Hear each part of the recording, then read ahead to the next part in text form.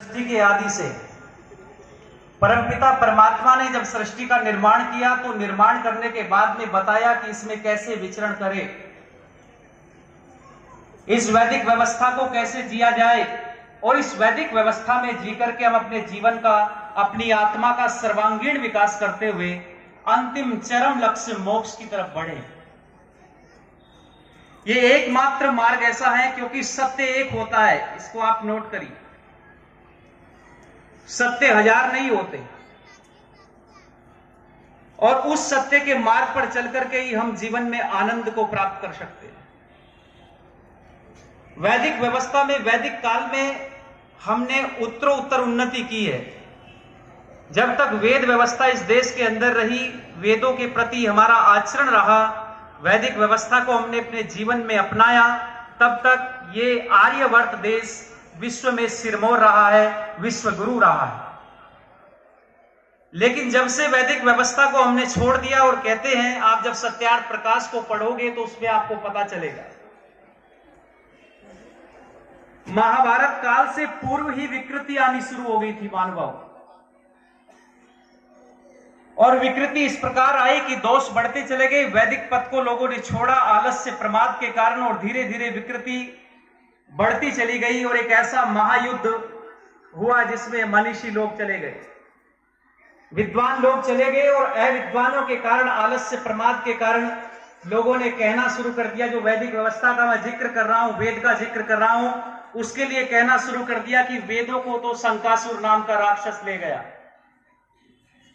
लेकिन स्वामी दयानंद जी ने कहा है कि यह दुनिया के लोगों, ये जो शंकासुर नाम का राक्षस है ये तुम्हारा आलस्य और प्रमाद है, ये कोई और नहीं है, तुम्हारा आलस्य और तुम्हारा प्रमाद ही है जो तुम्हें वेदों से दूर ले जा रहा है। इसलिए एक नारा लगाया महर्षि स्वामी दयानंद ने और हमसे बोले कि ऐ दुनिया के लोगों, कहां लौटो, जरा जोर से बोल दीजिए एक बार, वेदों की ओर लौटो। अब क्यों लौटो वेदों की ओर? क्योंकि कहते हैं सुखस्य मूलम किम, तो उत्तर क्या मिला आपने सुना होगा विद्वानों से, सुखस्य मूलम धर्मम।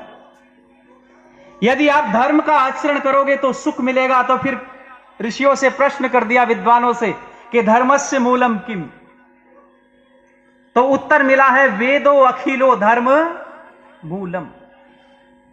यानी धर्म को यदि ठीक ठीक जानना चाहते हो, सुख प्राप्त करना चाहते हो, तो किसकी शरण में जाना पड़ेगा? वेदों की शरण में जाना पड़ेगा। वेदों से प्रश्न करने पड़ेंगे, ऋषियों से प्रश्न करने पड़ेंगे कि कैसे जीवन जिया जाए और कैसे जीवन में आनंद प्राप्त किया जाए। बहुत सारे लोगों ने सुख के अलग अलग रास्ते बनाए, अलग अलग मत बनाए, अलग अलग पंथ बनाए, अलग अलग व्यवस्था बनाई, और उन्हीं के अनुसार कहना शुरू कर दिया कि इस पर चलो तो सुख मिलेगा। लेकिन याद रखना, सुख तो मिल जाएगा पर वो तात्कालिक होगा, वो क्षणिक होगा, वो चीरकालिक आनंद नहीं होगा। यदि चीरकालिक आनंद प्राप्त करना चाहते हो, अस्थायी आनंद प्राप्त करना चाहते हो, तो कहां जाना पड़ेगा? हमें वेदों की शरण में जाना, और वेदों की शरण में जाके वेद को पढ़ के, समझ के, जान के, विद्वानों के मुखारबिंद से सुन के उस पर आचरण करना पड़ेगा और अपने निश्चय को दृढ़ करना पड़ेगा। आज क्या हो रहा है कि जन्म जन्मांतरों के कुसंस्कारों के कारण जहां पर भी कुछ बातें सुनते हैं वहीं के लोग होके रह जाते हैं। आर्य समाज में आए, आर्य समाज में विद्वानों का व्याख्यान सुना, थोड़े से प्रभावित हुए, घर गए, कहीं किसी और पौराणिक जगत के व्यक्ति का प्रभावी व्याख्यान सुन लिया तो उसके होकर के रह गए।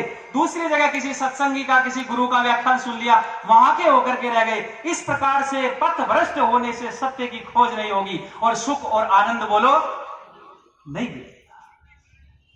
यदि स्थायी सुख प्राप्त करना चाहते हो तो निश्चय कर लीजिए कि एकमात्र मार्ग है और वो है वेदों का मार्ग, और इस वेदों के मार्ग को दिया है स्वामी दयानंद सरस्वती, जो प्राय विलुप्त हो गया था।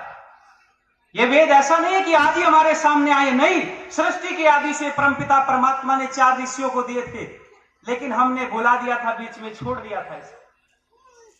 और स्वामी दयानंद जी ने कहा कि दुनिया के लोगों, मैं कोई मत पंथ चलाने नहीं आया हूं, मैं जो प्राचीन सभ्यता थी, प्राचीन हमारी गौरवमयी संस्कृति थी, हमारे आदर्श थे, हमारे आचार विचार थे, हमारी सभ्यता थी, उसी ऋषियों की परंपरा को मैं पुनः आप लोगों को बताने आया।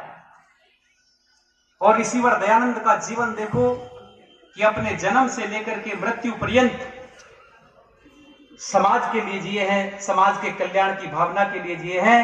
इसलिए समय भी हो रहा है, संक्षिप्त शब्दों में कुछ पंक्तियां मैं ऋषि दयानंद को समर्पित करना चाहूंगा कि आप वेदों को पढ़े, समझे और महर्षि दयानंद ने जो लिखा है उसको जाने। ये पंक्तियां कहकर के वाणी को विरमित करूंगा। समय बहुत तेजी से बढ़ रहा है और भी विद्वान हमारे बीच में, आप दक्षित होकर के सुनिएगा ऋषि के प्रति ये कुछ शब्द और ये पंक्तियां। देव दयानंद का कर्जा है इस माटी के कण कण पे, देव दयानंद का कर्जा है इस माटी के कण कण पे, जिनके शब्दों की गुंजन है भारत माँ की धड़कन में। आज तुमको दिख रहा जो आसमान के तारों पे, उसने सारा जीवन काटा कांटों पे अंगारों पे। एक अकेला गरज रहा था पाखंडी ललकारों पे, जैसे शेर चिंगाड़ रहा हो लाखों भेड़ सियारों में। निज वेदना पर भी जिसके दिल में खाया खार नहीं, पर पीड़ा पर उसकी आंखों से खूनी जलधार बही। मैं अपने गीतों में उसकी धड़कन गाने निकला हूं, ऋषिवर देव दयानंद की तुमको याद दिलाने निकला हूं, अपने महापुरुषों की तुमको याद दिलाने निकला। और सुनिएगा, मैं शब्दों की महफिल में नंगा नृत्य नाच नहीं पाया, मैं शब्दों की महफिल में नंगा नृत्य नाच नहीं पाया, अपनी पीड़ा में व्याकरण चित्रण बाच नहीं पाया।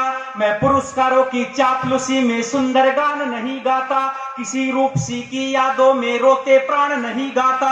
मेरे काव्य का निर्माण नहीं है सोने के उपकरणों में, मेरी कविता हार गई है दयानंद के चरणों में, मेरी कविता हार गई है दयानंद के चरणों में।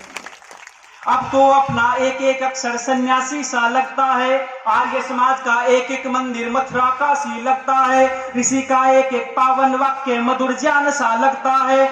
मुझको मेरा टंकारा भी पुण्य धाम सा लगता है, मुझको मेरा टंकारा भी पुण्य धाम सा लगता है।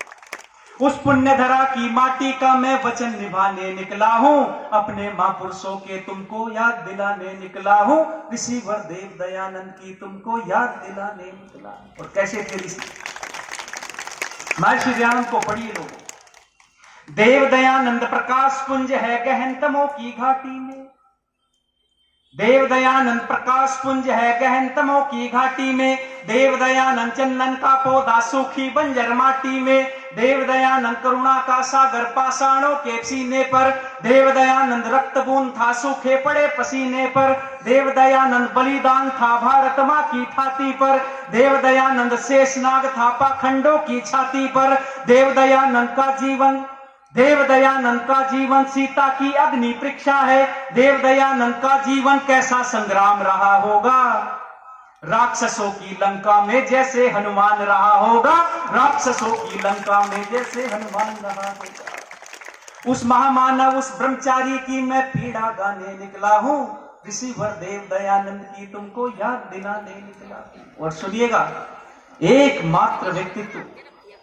एकमात्र व्यक्तित्व जिसने नारी जाति को, नारी शक्ति को सर की पगड़ी बताया है और कहा है कि ऐ दुनिया के लोगों, जिस घर में, जिस कुल में, जिस परिवार में नारी का, बेटियों का सम्मान होता है, वहां देवता निवास करते। तो क्या बोले?